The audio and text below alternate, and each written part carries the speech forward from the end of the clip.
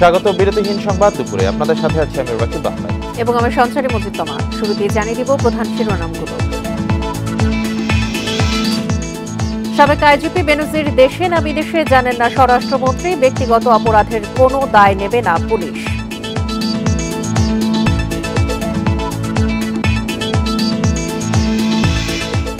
MP আজিমের অনেক হত্যাকারী নেপালে পালিয়ে আছে, ধারণা ডিবির। তদন্তের জন্য কাঠমান্ডুতে ডিবির দল।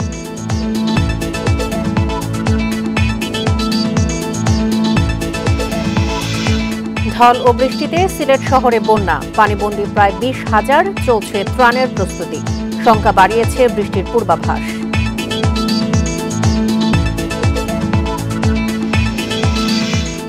ভারতের লোকসভা নির্বাচনের শেষ ধাপে ভোট গ্রহণ চলছে। পশ্চিমবঙ্গে বিচ্ছিন্ন সহিংসতা, ভোটের হার 26%।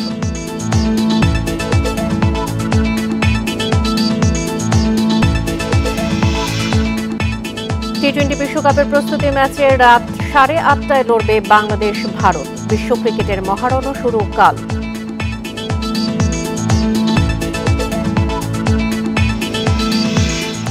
শুনছিলেন শিরোনাম, চলে যাচ্ছে পুরো খবরে। সাবেক আইজিপি বেনজির আহমেদ দেশে না বিদেশে অবস্থান করছে জানে না সরকার। বেনজিরের দুর্নীতি ব্যক্তিগত, এর দায় পুলিশ নেবে না বলে মন্তব্য করেছেন স্বরাষ্ট্রমন্ত্রী আসাদুজ্জামান খান। দুপুরে ঢাকা বিশ্ববিদ্যালয়ে ছাত্রলীগ আয়োজিত বঙ্গবন্ধু বিষয়ক বক্তৃতা প্রতিযোগিতায় এসব মন্তব্য করেন তিনি। পরে এমপি আনোয়ারুল আজিম আনার হত্যাকাণ্ড প্রসঙ্গে স্বরাষ্ট্রমন্ত্রী বলেন, এই হত্যা মামলা তদন্ত করবে ভারত। দেশটি চাইলে সব ধরনের সহযোগিতা করা হবে। এমপি আজিম হত্যায় মাস্টার মাইন্ড আখতারুজ্জামান শাহিনকে যুক্তরাষ্ট্র থেকে ভারত ফিরিয়ে আনবে বলেও জানান আসাদুজ্জামান খান।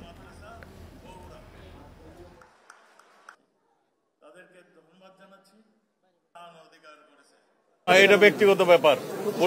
আমার পুলিশ বাহিনী অনেক ভালো কাজ করছেন। তাকে তো এখনো আমরা নিষেধাজ্ঞা দেইনি, শুধু সে নিষেধাজ্ঞার আগে চলে যেয়ে থাকে।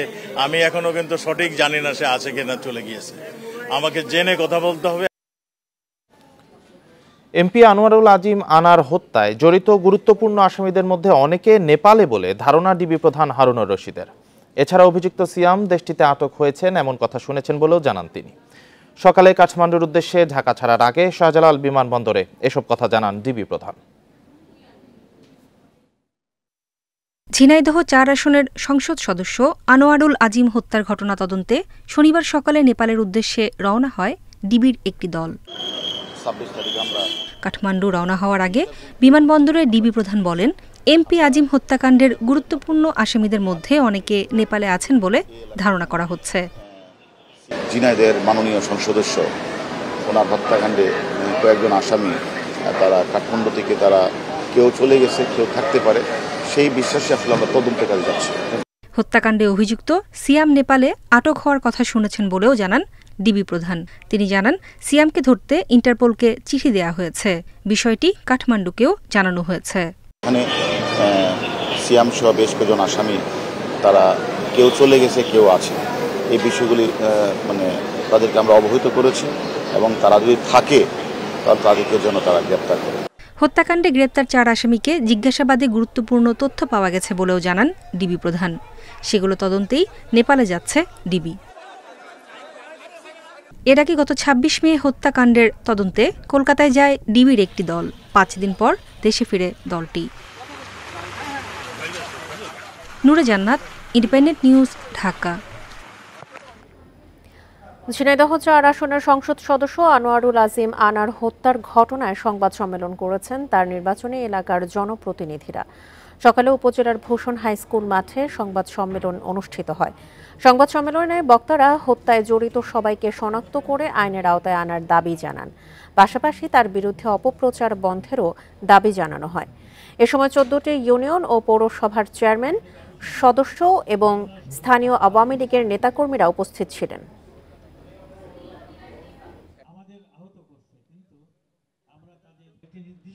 এই হত্যার সাথে, অপহরণের সাথে যারাই যুক্ত হোক না কেন, যত বড় পাওয়ারফুলই হোক, তাদেরকে চিহ্নিত করে তাদের মুখ উন্মোচন করে অচিরেই যাতে বাংলাদেশের মাটিতে তাদের বিচার নিশ্চিত করা হয়, এটাই হচ্ছে আমাদের আজকের মূল দাবি। ভাই আর ভগ্নিপতি হত্যার প্রতিশোধ নিতে এমপি আজিমকে হত্যা করতে পারে আখতারুজ্জামান শাহিন ও শিমুল ভূঁইয়া। এমন একটি কারণও বিবেচনায় রাখছেন গোয়েন্দারা। এছাড়া পূর্ব বাংলা কমিউনিস্ট পার্টির শ্রেণী সংগ্রামও হত্যার কারণ হতে পারে। বিশ্লেষকদের মতে আন্ডারগ্রাউন্ড সংগঠনগুলো তাদের ব্যবসায়িক বিরোধ বা রাজনৈতিক স্বার্থ হাসিলে আগেও এমন হত্যাকাণ্ড ঘটিয়েছে। পূর্ব বাংলা কমিউনিস্ট পার্টি এম এর লাল পতাকার শীর্ষ নেতা ছিলেন ডাক্তার মিজানুর রহমান টুটুল। তার নামে বৃহত্তর রাজশাহী ও পাবনা সহ উত্তরাঞ্চলের ১৬টি জেলায় হত্যাসহ ২ শতাধিক মামলা ছিল। ২০০৮ সালের নওগাঁর রানীনগর উপজেলার কালীগ্রাম ঈদগাহ এলাকায় র্যাবের সঙ্গে বন্দুকযুদ্ধে নিহত হন লাল পতাকা নেতা ডাক্তার টুটুল ওরফে দাদাভাই। রাজশাহী বিশ্ববিদ্যালয়ের বাংলা বিভাগের ছাত্র শিমুল ভূঁইয়া ১৯৮৬ সালে টুটুলের মাধ্যমে পার্টিতে যুক্ত হন। টুটুল ছিলেন শিমুলের ভগ্নিপতি। আবার এমপি আজিম হত্যার মাস্টারমাইন্ড আখতারুজ্জামান শাহীন টুটুলের আপন চাচাতো ভাই। টুটুল হত্যার জন্য এমপি আজিমকে দায়ী করে আসছিল লাল পতাকার নেতারা। এসব কারণে এমপি আজিমকে হত্যা করা হয়ে থাকতে পারে বলেও সন্দেহ গোয়েন্দাদের। হত্যার পর নৃশংসতার ঘটনাও হতে পারে পারিবারিক প্রতিশোধ। শিমুলের বোন বিয়ে দিচ্ছে আবার শাহীনের ভাইয়ের কাছে। শাহীনের ভাইও কিন্তু এই যে পূর্ব বাংলা কমিউনিস্টের নেতা ছিল, সেও কিন্তু হত্যাকাণ্ডের শিকার হয়েছিল। তো আমার কথা হলো যে এই কারণে শাহীনের সাথে শিমুলের একটা সম্পর্ক আছে। শাহীন যেমন তার ভাইকে হারিয়েছে, আবার শিমুলও তার বোন জামাইকে হারিয়েছে। তো দুইজনের আবার যে একটা ইন্টারেস্ট এখানে যে হত্যার ভাই এবং তার বোন জামাই একজনই মারা গেছে। শিমুল ভূঁইয়া অন্তত 5টি হত্যা মামলায় বিভিন্ন সময়ে কারাগারে ছিলেন। জামিনে বের হয়ে আবারও হত্যায় অংশ নিয়েছেন। তার মতো দাগী অপরাধীরা কিভাবে ভিন্ন নামে পাসপোর্ট পায় এমন প্রশ্ন তুলেছেন বিশ্লেষকেরা। এই ধরনের একটা ডিলিংসে সেখানে যখন আমাদের এই তাদের মধ্যে ডিলিংসের যে প্রপার ডিলিংসটা হচ্ছে না, সেখানে নানা পার্সোনাল, পলিটিক্যাল, ফাইন্যান্সিয়াল যে কোনো ইস্যু নিয়েই কেওয়াস হলে সেটার একটা রিফ্লেকশন বা আউটকাম আমাদের এমপি আনার হত্যা হতেই পারে। কারাগার থেকে জামিনে মুক্ত হয়ে রাজনৈতিক ছত্রছায়ায় এলাকায় আধিপত্য বিস্তার করে শিমুল। Arafatur Rahman, independent news, Dhaka. কর্মী ভিসায় মালয়েশিয়ায় যাওয়ার সময় শুক্রবার মধ্যরাতে শেষ হলেও বিমানবন্দরে রাতভর টিকিটের অপেক্ষায় ছিলেন শত শত কর্মী। দিনভর ভোগান্তিতে পড়েন তারা। বরাদ্দ 10টি সহ 12টি ফ্লাইটে কর্মী গেছে 1800-র বেশি। এদিকে হয়রানির অভিযোগে মালয়েশিয়ার 47 নিয়োগদাতার লাইসেন্স স্থগিত করেছে দেশটির সরকার। এজেন্সিগুলোর প্রতারণার কারণে প্রায় 30,000 কর্মী আটকে গেল এই যাত্রায়। হাজারো মালয়েশিয়াগামী কর্মী শুক্রবার সকাল থেকেই ভিড় করেন শাহজালাল আন্তর্জাতিক বিমানবন্দরে। অভিযোগ, টিকিট পাইয়ে দিতে তাদের কাছ থেকে 3 গুণ পর্যন্ত টাকা বেশি নেওয়া হয়েছে। নির্ধারিত ফ্লাইট ছেড়ে যাওয়ার পরও সারারাত বিমানবন্দরে টিকিটের অপেক্ষা করেছেন অনেকে। আমরা আরো 30,000 করে বাড়তি দিছি। দেওয়ার পর আমাদেরকে রাত্রে 1টার সময় টিকিট দিছে। সকালে আসছি, এখানে এসে দেখি আমার টিকিটটা ক্যান্সেল করে দিচ্ছি। এয়ারলাইন্সের লোক বলতেছে, আপনি যে দালালকে টাকা দিয়েছেন, যে এজেন্সিকে, ওই এজেন্সি আমার 10 জনের টাকা দেয় নাই, 10,60,000 টাকা দেয় নাই দেখে আপনাদের 10 জনের টিকিট আমি ক্যান্সেল করে যাচ্ছি সকালে। এজেন্সির প্রতারণার শিকার কোনো কর্মী 2বার টিকিট কিনলেও পাননি ফ্লাইট। শেষ সময়ে বিএমইটির ছাড়পত্রের জটিলতায় ফ্লাইট আটকে গেছে অনেকের। এই টিকিটটা নিয়ে আসছিলাম এয়ারপোর্টে আসার পরে আমার বিএমইটিটা যেহেতু দেখায় না অনলাইনে, এই জন্য আমাকে রিটার্ন করে দিছে। আমার টিকিটটা স্পয়েল হয়ে গেছে। আমরা মানুষ ভাই, আমাদের লাইফের একটা সমস্যা হয়ে গেছে, দাঁড়ায় গেছে এই জায়গায়। আমরা লাইফে কি করব আমরা ভেবে পাচ্ছি না। বাইরা জানায় প্রতারক এজেন্সিগুলোর বিরুদ্ধে ব্যবস্থা নেওয়া হবে। কর্মীদের ক্ষতিপূরণ দেওয়ার চেষ্টা হচ্ছে। অনেক আনএথিক্যাল এজেন্সি তাদেরকে পাঠিয়ে দেওয়ার পরে আমরা টিকিট নিয়ে আসতেছি। এটা তো অ্যাড্রেস করতে হবে। আমরা সেদিন মন্ত্রণালয়ে মিটিং করেছি, যদি এরকম কেউ যেতে না পারে সেখান থেকে তখন যা আলোচনা করা যায়, টাকা পয়সা যদি কোথাও লেনদেন হয় এগুলো রিটার্ন দেওয়ার ব্যবস্থা করে। বিশেষজ্ঞরা বলছেন, বাংলাদেশে অভিবাসন প্রক্রিয়ায় যে ফাঁকফোকর রয়ে গেছে সেটি পূরণ করা যাচ্ছে না। এ সুযোগটা নিচ্ছে অসাধু ব্যবসায়ীরা। একজন অভিবাসীকে কেন্দ্র করে আমি আসলে টাকা তৈরি করবো। এখন এখান থেকে তো মানে আমরা নিজেদেরকে বদলাতে না পারলে তো এই সেক্টরটার কোনোদিনও উন্নতি হবে না। সংকট সমাধানে কর্তৃপক্ষের দ্রুত হস্তক্ষেপ দাবি কর্মীদের। মালয়েশিয়া যাওয়ার সময় বাড়ানোর দাবি তাদের। সুলতানা জাহান মিতু, ইন্ডিপেন্ডেন্ট নিউজ, ঢাকা। সুরমার পানি ঢুকে তলিয়ে গেছে সিলেটের বেশ কিছু নিচু এলাকা। পানিবন্দী অবস্থায় পড়েছেন নগরীর 20,000 মানুষ। এদিকে সীমান্তের উপজেলাগুলো থেকে বন্যার পানি নামতে শুরু করলেও উদ্বেগ বাড়িয়েছে বৃষ্টির পূর্বাভাস। উজানের ঢল ও ভারী বৃষ্টিতে পানি বেড়েছে সুরমা নদীতে। সিলেট নগরীতে সেই পানি ঢুকতে শুরু করে শুক্রবার। তলিয়ে গেছে তালতলা, জামতলা, মাছিমপুর উপশহর, যতরপুর সহ বেশ কয়েকটি এলাকা। কোথাও হাঁটু পানি, কোথাও কোমর সমান। ডুবে আছে তালতলা এলাকার ফায়ার সার্ভিস স্টেশনটিও। বাড়িঘর, রাস্তাঘাট তলিয়ে যাওয়ায় ভোগান্তিতে নগরবাসী। তাদের অভিযোগ, পানির নিষ্কাশনে নালা ও খালগুলো ভরাট হওয়ায় প্রতি বছরই এমন দুর্ভোগে পড়তে হয়। ঘরে দরজায় পানি উঠে, গ্যাসের সমস্যা, খাওয়ার জলের সমস্যা, আর তো চলাফেরাও করতে পারি না। কিস্তিও পানি ঢুকছে, বউয়ারও কুদরত নাই, পুতারও কুদরত নাই, ভাতও রাইন্দা খাইতাম পারি না, বাচ্চা কাচ্চা লইয়া কই যাইতাম। দোকানে আটু পানি আছে, মাল আমরা উপরে উঠাই রাখছি এবং জানি না আল্লাহ আরো যদি পানি বাড়ে তো ক্ষতিগ্রস্ত আমরা হব। বন্যা কবলিত এলাকার জন্য শুকনো খাবার, পানি বিশুদ্ধকরণ ট্যাবলেট সহ প্রয়োজনীয় ত্রাণ সামগ্রীর ব্যবস্থার কথা জানিয়েছে সিটি কর্পোরেশন। দুর্গতদের সহায়তায় চালু হয়েছে মনিটরিং সেল। যেসব এলাকায় পানি ঢুকেছে, যদি এটা স্থায়িত্ব বেড়ে যায় তাহলে আমরা শুকনো খাবারের সাথে ভারী খাবারের একটা ব্যবস্থা করব। আর যদি পানি নেমে যায় তাহলে আমরা সাথে সাথে এই এলাকাগুলোকে পরিষ্কার পরিচ্ছন্ন কীভাবে করব এই ব্যবস্থাটুকু নেওয়ার চেষ্টা করছে। এদিকে সীমান্তবর্তী উপজেলাগুলোতে বন্যার পানি কমতে শুরু করলেও ভোগান্তি কমেনি মানুষের। সহযোগিতা করতে চাইলে এখন নৌকার দরকার, প্রতিটা ওয়ার্ডে 4-5টা করে এটা মেম্বারের দায়িত্বে নৌকা থাকার দরকার ছিল। এই বন্যা আমরা মনে করি আশ্রয়কেন্দ্র আছে হিসাবে। তবে শঙ্কা বাড়িয়েছে বৃষ্টির পূর্বাভাস। সিলেট অঞ্চলে মাঝারি থেকে ভারী বৃষ্টির পূর্বাভাসের কথা জানিয়েছেন আবহাওয়াবিদরা। মোরালে 200 মিলিমিটার বৃষ্টিপাত বেশি রেকর্ড করা হয়ে গেছে মে মাসে। আর আগামী 24 ঘন্টা বা 48 ঘন্টা বৃষ্টিপাতের পূর্বাভাস আছে এবং বিক্ষিপ্তভাবে কোথাও কোথাও ভারী বৃষ্টিপাতের সম্ভাবনাও রয়েছে। সিলেটের 7 উপজেলায় এখনও পানিবন্দী অবস্থায় কয়েক লাখ মানুষ। Independent news. এ বিষয়ে আরো জানাতে সিলেট থেকে আছেন সহকর্মী মঞ্জুর আহমেদ। মঞ্জুর, সীমান্ত উপজেলাগুলো থেকে পানি নামতে শুরু করলো বন্যার। সিলেট নগরীতে আসলে 20,000 মানুষ পানিবন্দী আছেন, সে জায়গার আসলে কি অবস্থা সার্বিকভাবে জানাবেন বন্যা পরিস্থিতি? দেখুন, মূলত হচ্ছে উজানের যে পাহাড়ি ঢল ভারত থেকে নেমে আসা, সেই ঢলেই কিন্তু সীমান্তবর্তী উপজেলাগুলো গত 3 দিন ধরে বন্যাক্রান্ত। এখন আসলে সীমান্ত উপজেলাগুলো থেকে বন্যার যে পানি সেটা কিন্তু ধীরে ধীরে নামছে। এই পানিগুলো মূলত নামছে হচ্ছে সুরমা এবং কুশেরা নদী দিয়ে, এবং সুরমা নদীর তীরেই আপনি জানেন যে সিলেট নগরীর অবস্থান। সেক্ষেত্রে সুরমার পানি অনেকটা ধারণ ক্ষমতার বাইরে চলে যাওয়ায় উপচে পড়েছে অনেকগুলো এলাকায়, বিশেষ করে যে নিচু এলাকা আছে শহরের, এই নিচু এলাকাগুলোতে পানি প্রবেশ করেছে। এর মূল কারণ হচ্ছে শহরের যে পানি নিষ্কাশনের জন্য বেশ কয়েকটি ছড়া আছে, ছড়া বা খাল, এই খালগুলো দিয়ে মূলত নগরীর পানি সুরমা গিয়ে পড়ে। কিন্তু সুরমা যখন ভরে গেছে, সুরমা পানি উপচে গেছে, এই খালগুলো দিয়ে মূলত হচ্ছে নিচু এলাকাগুলোতে পানি প্রবেশ করেছে।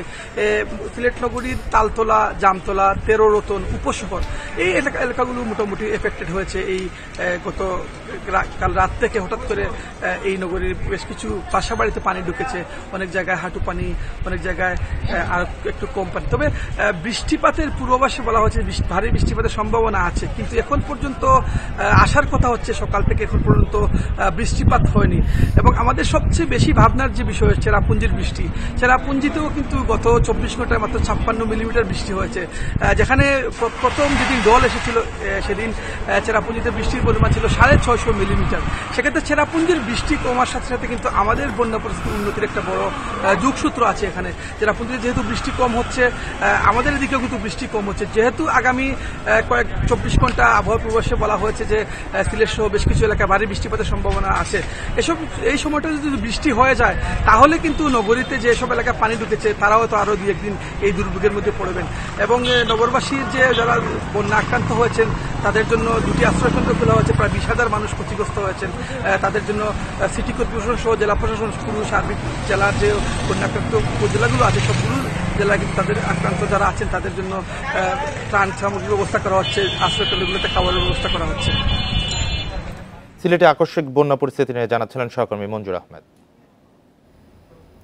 ঢাকা শহরকে ভূমিকম্প সহনশীল করে গড়ে তোলার উদ্যোগ নেওয়া হয়েছে। এই লক্ষ্যে টেকসই অবকাঠামো নির্মাণে গুরুত্ব দেওয়া হচ্ছে বলে জানিয়েছেন প্রধানমন্ত্রীর বেসরকারি শিল্প ও বিনিয়োগ উপদেষ্টা সালমান এফ রহমান। সকালে রাজধানীর বনানীতে রাজুকের ভূমিকম্প সহনশীলতা বিষয়ক এক আন্তর্জাতিক সেমিনারে একথা বলেন তিনি। সালমান এফ রহমান বলেন, নিরাপদ অবকাঠামো বিষয়ে রাজুকের সাথে দেশি বিদেশি বিশেষজ্ঞরা কাজ করছেন। শহরে ভূমিকম্পের ঝুঁকি হ্রাসে নানা উদ্যোগ নেওয়া হয়েছে। তিনি আরও জানান, ১২৫ বছর ধরে দেশে বড় কোনো ভূমিকম্প হয়নি, তাই বিশেষজ্ঞরা ভূমিকম্পের আশঙ্কা করছেন। এই অবস্থায় ঝুঁকি এড়াতে প্রথমে সমস্যাগুলো চিহ্নিত করা হচ্ছে। এরই মধ্যে রাজধানীর ভূমিকম্পে ঝুঁকিপূর্ণ ভবন ও এলাকা চিহ্নিত করা হয়েছে বলেও জানান তিনি। ভূমিকম্প হলে শুধু ঢাকা না, আপনার পুরো বাংলাদেশের নর্থ ইস্ট রিজনটা কিন্তু ঝুঁকিপূর্ণ। রাজুকের কাছে অনেক আপনার মডার্ন ইকুইপমেন্টগুলি আছে, যেখান থেকে বিল্ডিংগুলিকে টেস্ট করা যাচ্ছে, আইডেন্টিফাই করা যায় কোন কোন বিল্ডিংটা আপনার ঝুঁকিপূর্ণ, এবং সেখানে আইদার বিল্ডিংগুলিটাকে আবার নতুন করে বানাইতে হবে অথবা রেট্রোফিটিং করতে হবে। এই কাজগুলি আমাদের করতে হবে যত তাড়াতাড়ি সম্ভব। এবার জানাবো আসন্ন বাজেটের খবর।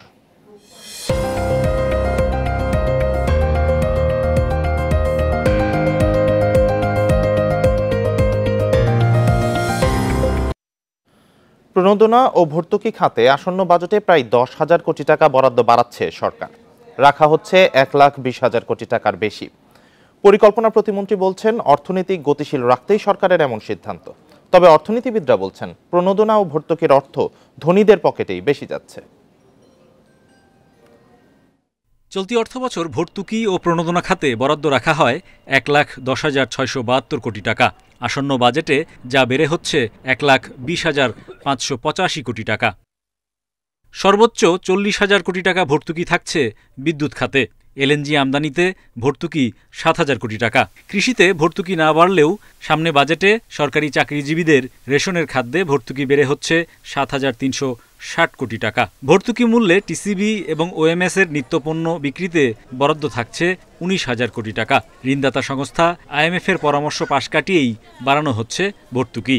ভর্তুকি প্রণোদনা এটা তো অর্থনীতিকে অনেক ক্ষেত্রেই চাঙ্গা রাখবার জন্য, বা আইএমএফ প্রত্যেকটা দেশের এক অবস্থানে যে দেখে তা নয়, একভাবে তারা দেখে আর আমাদের দেখতে হয় আরেকভাবে। তাদের সব কথায় আমরা মেনে নিয়ে আমরা আমাদের ইকোনমিকে সচল রাখতে পারবো না।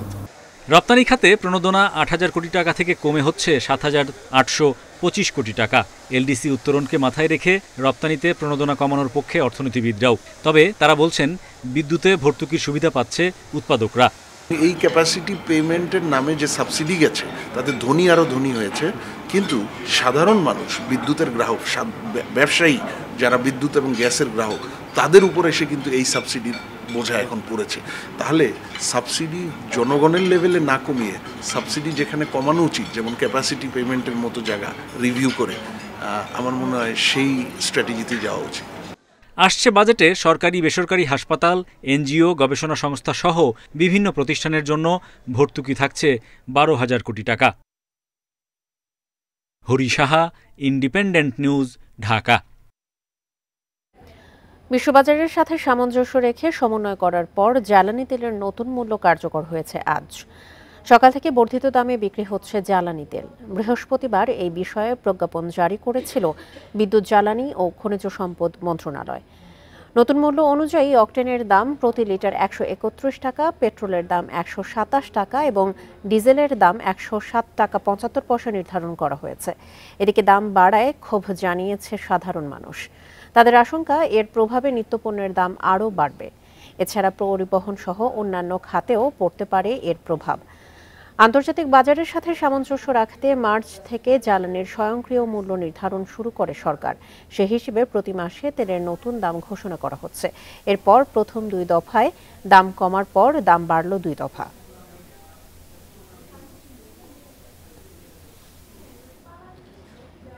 আপনারা দেখছেন বিরতিহীন সংবাদ দুপুর। সংবাদে অন্যান্য খবরের সাথে আরও যা থাকছে। বঙ্গবন্ধু সুপার স্পেশালাইজড হাসপাতালে অনিয়ম, দুর্নীতি, 1.5 বছরে মাত্র 13 ভাগ নিয়োগ, অনিশ্চিত প্রশিক্ষণ।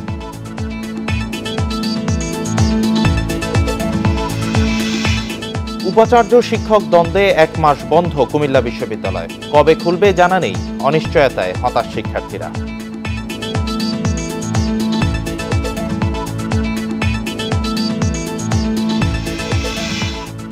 অব্যবস্থাপনা, নিয়োগে অনিয়ম ও অদক্ষ জনবলে ভেস্তে যাচ্ছে বিশ্বমানের হাসপাতাল তৈরির উদ্যোগ। শুরুর 1.5 বছরে বঙ্গবন্ধু সুপার স্পেশালাইজড হাসপাতালে প্রয়োজনের বিপরীতে কর্মী চিকিৎসক নেওয়া হয়েছে মাত্র 13 ভাগ। পরিচালনায় মানা হচ্ছে না নিয়ম কানুন, আর এতে অনিশ্চিত দক্ষিণ কোরিয়ান বিশেষজ্ঞদের প্রশিক্ষণও। এই অবস্থায় নতুন উপাচার্য বলছেন, প্রশ্ন ফাঁসের তদন্ত শেষেই আসবে বড় নিয়োগের ঘোষণা। বঙ্গবন্ধু সুপার স্পেশালাইজড হাসপাতাল যাত্রা শুরুর 1.5 বছর পরও নেই রোগীর ভিড়, নেই চিরচেনা কোলাহল। 750 বেডের এই হাসপাতাল চালাতে লোক দরকার 2758, তবে নেওয়া হয়েছে মাত্র 376 জন। এ নিয়েও উঠেছে প্রশ্ন। বলা হচ্ছে বেশিরভাগ পদেই সুযোগ পেয়েছেন অদক্ষরা। ইভেনও যে নিয়োগও যেগুলো হচ্ছে সেগুলো তো আমরা কিছু জানতাম না। হঠাৎ করে একজন এসে বলে যে আমি প্রজেক্টে এসে নিয়োগ পাইছি। একটা দক্ষ জনবল ওখানে প্রথমেই দেওয়া উচিত ছিল, সেটা করা হয়নি। ওখানে রিক্রুটমেন্টগুলো করা হয়েছে ব্যক্তিগত ইন্টারেস্ট কিংবা মানে ব্যক্তিগত ইন্টারেস্টের জন্যই বেশি রিক্রুটমেন্ট করা হয়েছে। যে আমাদের এই ক্যাম্পাসের নিয়োগ বাণিজ্যের নামে একটা বিশাল দুর্নাম আছে। চিকিৎসক নিয়োগ থেকে আরেকজন চিকিৎসক পয়সা নেয়, এটি পৃথিবীতে সম্ভবত বাংলাদেশেই সম্ভব।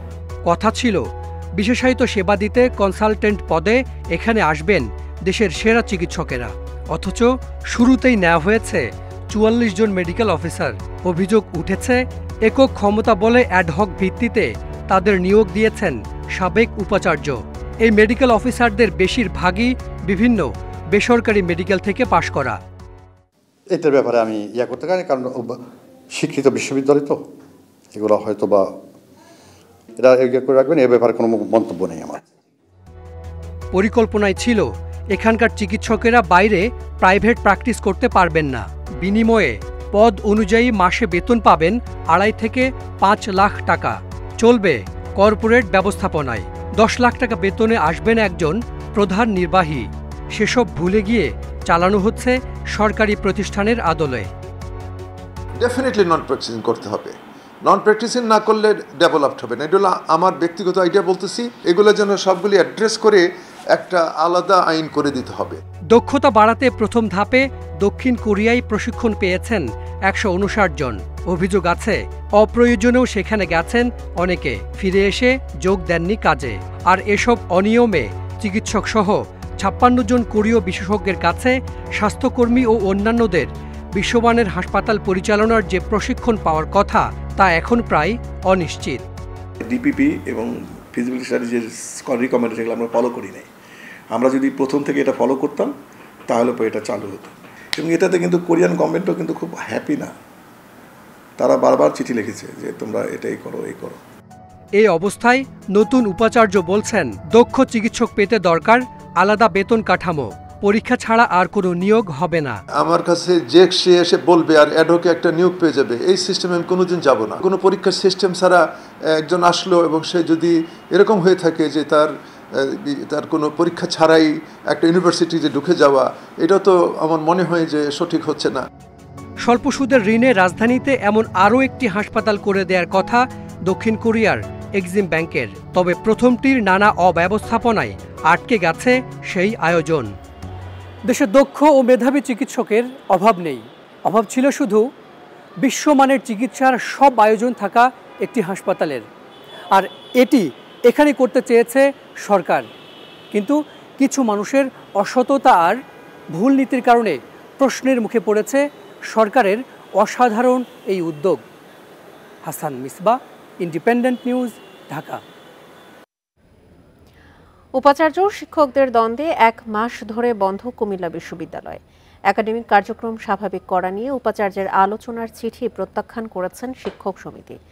এছাড়া সিন্ডিকেটের তদন্ত কমিটির প্রতিও জানিয়েছেন অনাস্থা। এমন জটিলতায় বিশ্ববিদ্যালয় কবে খুলবে, এই অনিশ্চয়তায় হতাশ শিক্ষার্থীরা। এপ্রিল থেকে কুমিল্লা বিশ্ববিদ্যালয়ের 7 দফা দাবিতে আন্দোলন শুরু করে শিক্ষক সমিতি। তবে শেষমেশ তা উপাচার্যের পদত্যাগের দাবির আন্দোলনে রূপ নেয়। এর জেরে 29 এপ্রিল থেকে ক্লাস পরীক্ষা বর্জন সহ নানা কর্মসূচি শুরু করেন শিক্ষক সমিতির সদস্যরা। দুদিন পর সিন্ডিকেট সভার সিদ্ধান্তে অনির্দিষ্টকালের জন্য বিশ্ববিদ্যালয় বন্ধ করা হয়। বন্ধের মধ্যেও উপাচার্যের পদত্যাগের দাবিতে নানা কর্মসূচি পালন করছেন শিক্ষকরা। এর মধ্যে উপাচার্য আলোচনার আহ্বান জানালেও তা প্রত্যাখ্যান করেন শিক্ষক সমিতির নেতারা। যে ওনারা দায়িত্বশীল ভূমিকা নিয়েই এসে আমাদের সাথে আলাপ করেই আমরা দেখি যে আমরা খুলে দেওয়ার পরে আবার যেন ক্লাস বর্জন না হয়, খুলে দেওয়ার পরে আবার যেন হইহট্টগোল না হয়। বিশ্ববিদ্যালয় খোলার ব্যাপারে আমাদের পরামর্শ আপনার দরকার কি, বিশ্ববিদ্যালয় তো আপনি বন্ধ করে দিয়েছেন। তো সেই কারণে আমরা ওনার সাথে আলোচনা সারা দিয়ে আমরা যাইনি।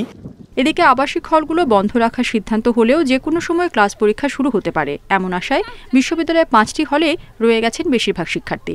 বিশ্ববিদ্যালয়ের মতো জায়গাতে টিচার্সদের ঝামেলার কারণে হচ্ছে শিক্ষার্থীরা ক্ষতিগ্রস্ত হচ্ছে, ওরকমটা কখনো শুনি নাই। সেশন জটে পড়ার একটা সম্ভাবনা রয়েই গেছে।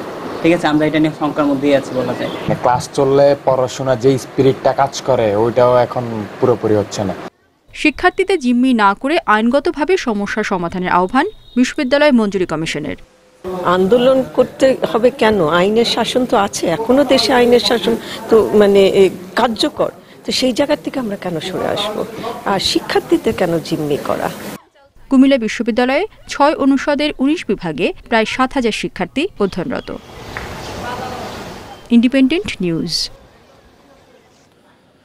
দিনের পর দিন ঘুরেও পেনশনের টাকা পাচ্ছেন না বেসরকারি শিক্ষকরা। এখনো ঝুলে আছে 40,000 শিক্ষকের আবেদন।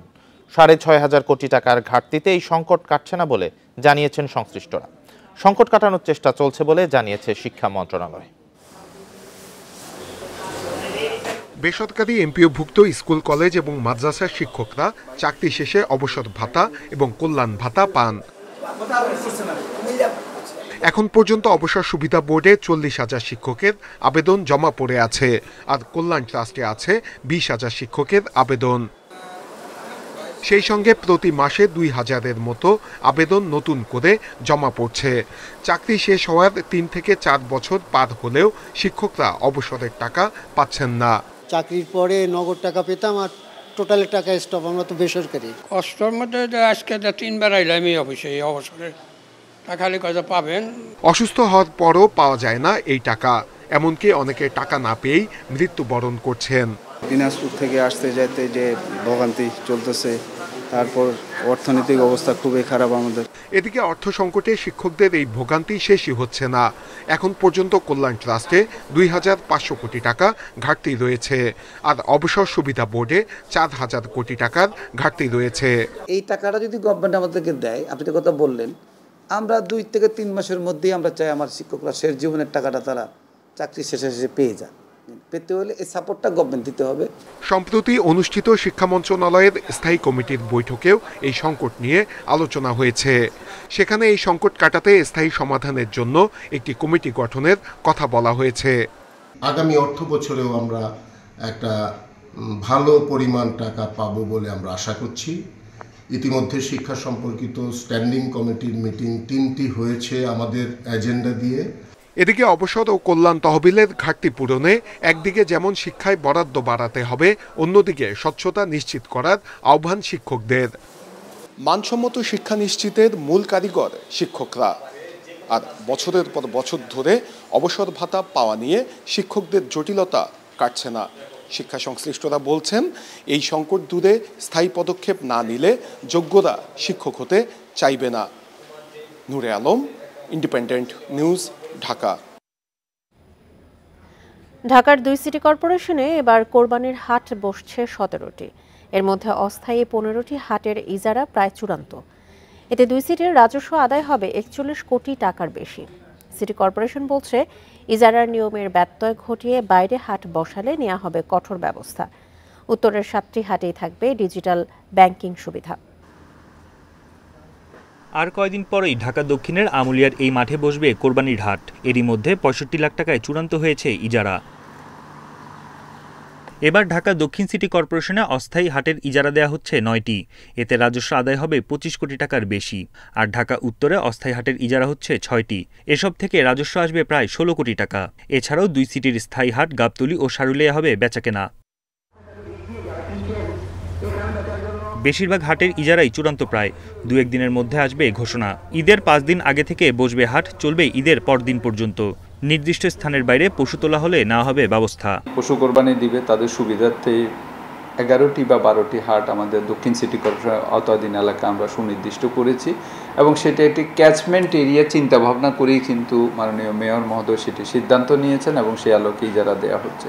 সুতরাং এর বাইরে যদি কেউ দিয়ে থাকে তার বিরুদ্ধে অবশ্যই ব্যবস্থা নেওয়া হবে, কঠোর ব্যবস্থা নেওয়া হবে। ঢাকা উত্তরের 7টি হাট ব্যবস্থাপনা এরই মধ্যে চূড়ান্ত হয়েছে। ক্যাশলেস ট্রানজ্যাকশনের আহ্বান জানিয়ে উত্তর সিটির মেয়র বলছেন, সব হাটেই রাখা হবে ডিজিটাল ব্যাংকিং ব্যবস্থা। পিওএস মেশিন ব্যবহার থাকবে, ক্রেডিট কার্ড থাকবে, এমএফএস থাকবে। সুতরাং যে ধরনের একজনের একটা গরু পছন্দ হলো কিন্তু তার কাছে সাফিসিয়েন্ট টাকা নেই, সাথে সাথে ক্রেডিট কার্ডের মাধ্যমেও সেখানে অনলাইন বা এমএমএস এর মাধ্যমে তারা সকল ধরনের ট্রানজ্যাকশন করতে পারবে। এটি আমরা সম্পূর্ণ করেছি। সুষ্ঠু বর্জ্য ব্যবস্থাপনার জন্য ঈদ ও পরদিনের মধ্যে কোরবানি সম্পন্ন করার আহ্বান জানিয়েছে ঢাকার 2 সিটি কর্পোরেশন। বন ইবনে কামাল, ইন্ডিপেন্ডেন্ট নিউজ, ঢাকা। এই ছিল এখনকার মতো ইন্ডিপেন্ডেন্ট সংবাদে। আমন্ত্রণ পরের আয়োজনে।